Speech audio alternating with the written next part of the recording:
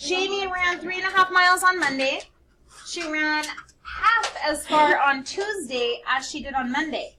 How far did Jamie run in all on Monday and Tuesday? So with a story problem, you should always go back and underline important information. So let's do that right now. So Jamie ran the 3.5 miles on Monday. 3.5 miles on Monday, underline that. And then she ran half as far on Tuesday. So half of 3.5 is what she ran on Tuesday. Okay? And how far did she run in all on Monday and Tuesday? So in order to figure this out, in all means we're going to have to add. Okay? We're going to have to add how much she ran on Monday, how much she ran on Tuesday, and that'll give us the answer. Okay, so let's write down how much did she run on Monday? 3.5, right? How much did she run on Tuesday? Half of that. Half of that. Do I know what that is? Yeah. I have to figure that out, right? So this is Monday plus Tuesday will give me my answer. But I don't know what Tuesday is yet. So I'm going to come over here and figure out Tuesday.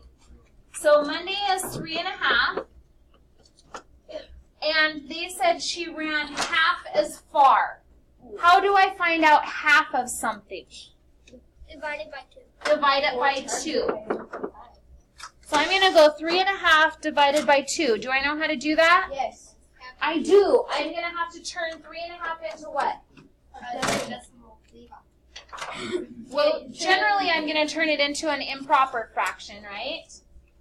I could turn it into a decimal. That would work. Okay. Which way do we want to go? Do we want to turn it into an improper fraction and then make this one a fraction? Improper fraction. Or do I want to turn it into a decimal and divide by 2? Improper fraction. Okay, let's do improper fraction route. So turn a times and a plus. 3 times 2 is 6. 6 plus 1 is 7. So I have 7 over 2 divided by 2 over 1. Because it's a whole number. Any whole number can be turned into a fraction by putting a 1 under it. Okay, so now that I have my fractions and I have my division sign, what 3 letters should I keep in my head? Keep, change, flip. Okay, so I have a keep, change, flip, KCF. Okay, so I'm going to keep my first fraction, change my sign, and flip my second fraction. Okay, is there any cross simplification that I can do? No. I have a 7 and a 2, so no. I have a 2 and a 1, no. So now I'm ready to just multiply. So I have 7 and 4. 7 fourths. Do I need to switch that into a mixed number? Yes. Yeah. How many times does 4 go into 7? 8. No. It goes in 1 time.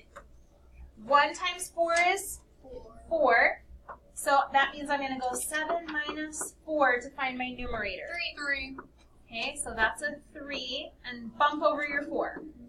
So now I have 1 3/4 for how much she ran on Tuesday. So can I bring that number over here now? Yep. Yeah. So 1 3/4. I'm ready to add them together.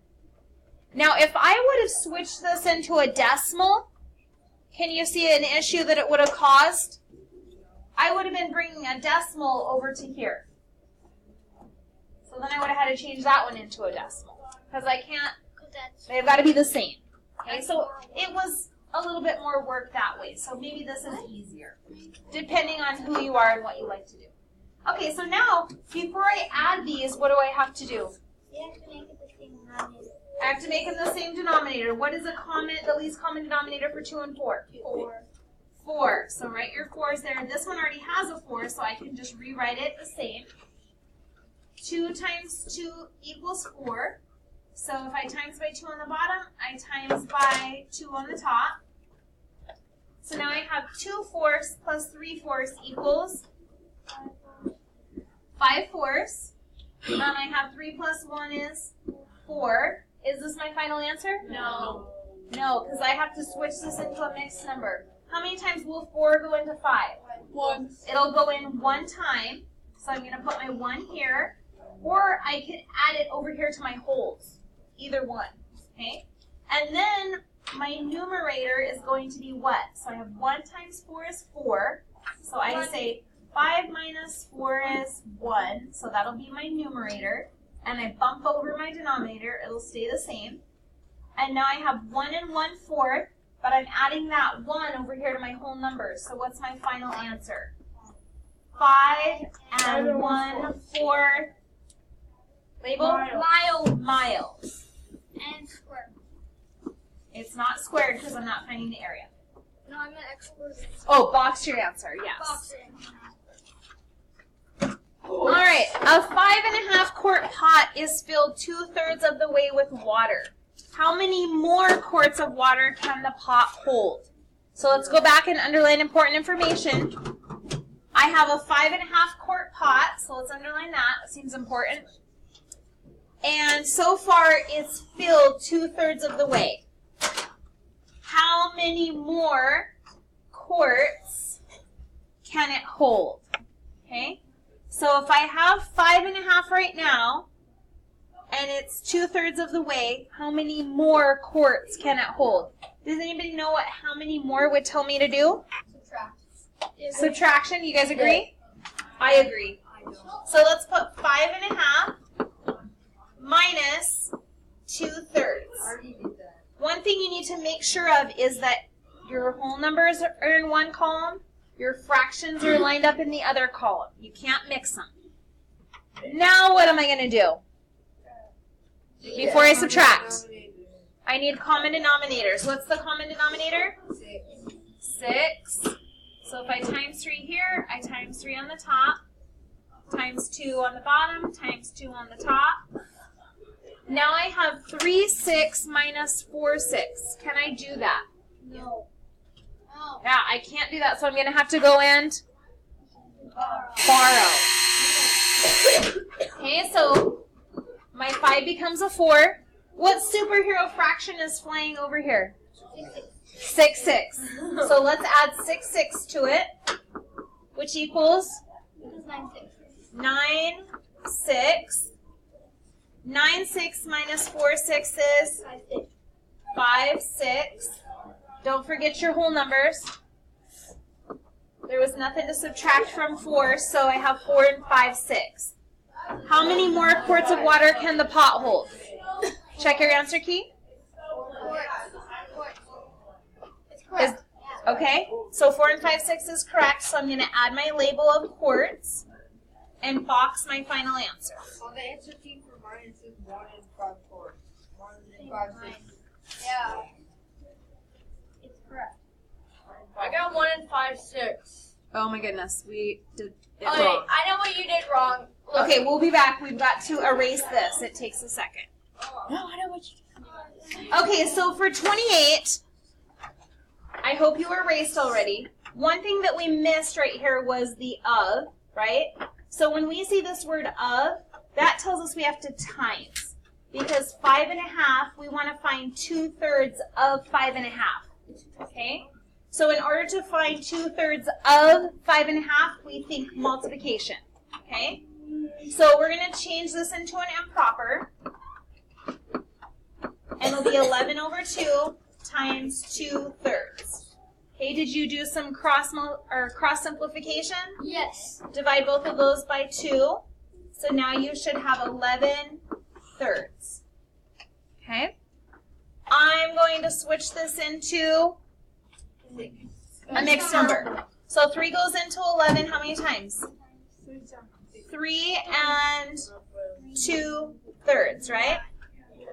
Okay, so this tells us how many quarts is filled. Okay? So am I done yet? No. No. So this right here, it says 5.5 quart pot is filled 2/3 of the way. So 2/3 of the way is 3 and 2/3 quarts. And it says how many more quarts of water can it hold? So now what are we going to do with this number we just found? Marcus? Subtract it by 5.5. Okay, so I'm going to take 5.5 and I'm going to subtract my 3 and 2/3. Yes. Okay.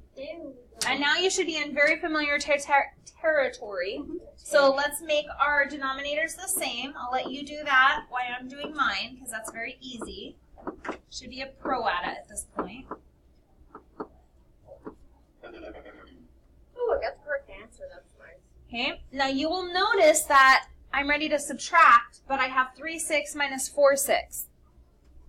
I can't do that, so I need to borrow. Okay, so I'm going to come over here and borrow. This will become a 4.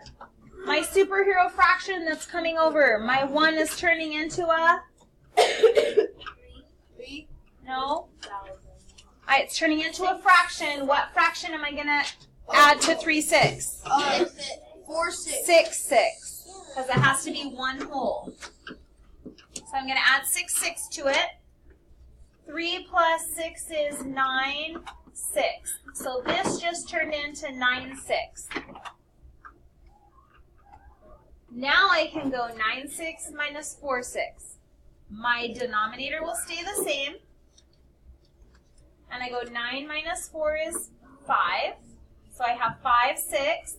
Then I come over to my whole numbers. 4 minus 3 is 1. So how many more quarts can the pot hold? 1 1 5 and 5 6 quarts. Quart. Check your answer key. Correct. That is correct. Okay, so on a test, as we move on, if you see this of word, I want you to think of multiplying. Okay? All right, which is our next number? Okay, number 31, they want us to convert each rate to a unit rate. So flip your page over. How do I convert the rate to a unit rate? What does it say to do? It says, Flip it to the page before. Divide the numerator by the denominator. I heard somebody say it. divide the numerator by the denominator. Divide the numerator by the denominator. Okay? So I have to set this up. So I'm paying $4.25 for 64 fluid ounces. Okay. Oh, I forgot my dollar sign. Sorry. My dollar sign is my label. Okay. So remember, when I want to convert it, I want to get it as 1 as my denominator. Does it say that? Yeah. Notice how up above that it says a unit rate is a rate with a denominator of 1. So how am I going to get this to 1? I'm going to divide. So I'm going to go 425 divided by 64. Do that with your calculator. What do you get? $4.25 Oh, divided by 64. 0.0664065. Okay. And they want us to usually round to how much because this is money? To the hundreds, right? So when I have it written out from my calculator, it's going to be 0.0664, and it keeps going. But do I need all of that? No. No, what I'm going to do is remember money goes to the hundreds, so 06. I look to the right-hand man, which is this 6, the one right next to it. And that one tells my number to go up. So my 6 is going to go up to 7. So I will have 0.07, and my label is Dollars.